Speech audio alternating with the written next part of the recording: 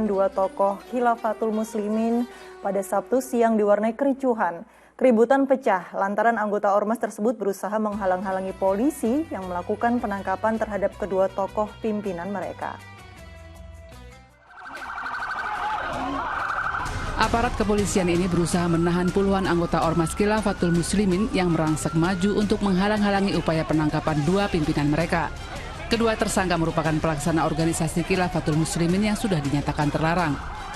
Penangkapan yang berlangsung di kantor pusat Khilafatul Muslimin di Kelurahan Bumi Waras, Bandar Lampung Sabtu siang ricuh lantaran para anggotanya terus mendesak maju hingga terjadi aksi saling dorong dengan polisi. Namun situasi segera terkendali dan kedua tersangka berhasil diamankan petugas.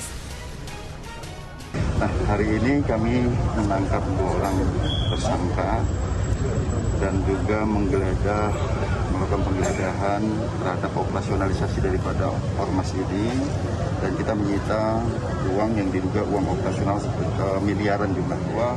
Kami juga memberikan penekanan kepada mereka yang tadi sempat terjadi kesalahpahaman harus taat terhadap aturan negara Republik Indonesia. Kedatangan petugas Polda Metro Jaya ke kantor pusat Khilafatul Muslimin ini merupakan yang kedua kalinya.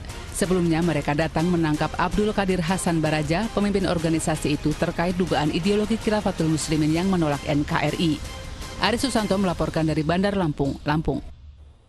Ya, kita berharap negara kita tetap kuat dari segala ancaman ideologi yang tidak sesuai dengan apa yang telah digariskan oleh para pendiri bangsa.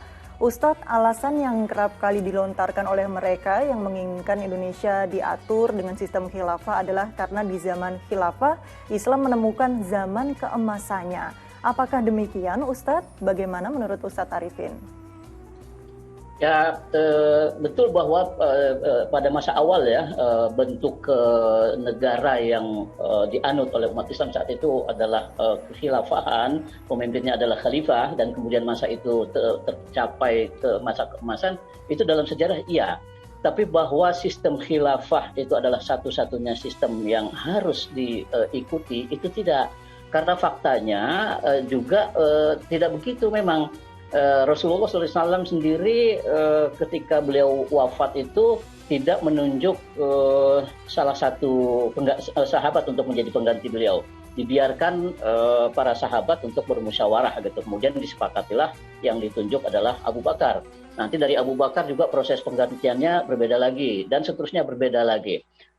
Lagi pula khilafah ini hanya merupakan satu dari beberapa model yang dibenarkan, gitu, yang dibolehkan oleh Islam. Kerajaan boleh, republik boleh. Yang penting bukan bentuk khilafah atau bukan khilafahnya, tapi apakah di situ dicapai keadilan atau tidak. Gitu, apakah di situ ada kesejahteraan atau tidak untuk rakyatnya. Buat apa ada khilafah tapi tidak ada keadilan? Buat apa ada khilafah tapi rakyatnya tidak sejahtera umpamanya?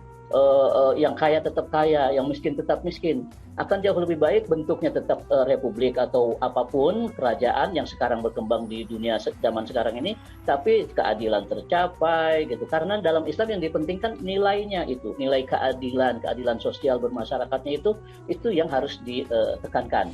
Nah, karena itu saya pikir apalagi kalau kita lihat perkembangan atau pengalaman di negara-negara yang mengusung khilafah semacam ini, itu ternyata antara yang di Baghdad, umpamanya katakan di Irak, itu kan juga ada orang-orang sekelompok yang mengusung khilafah.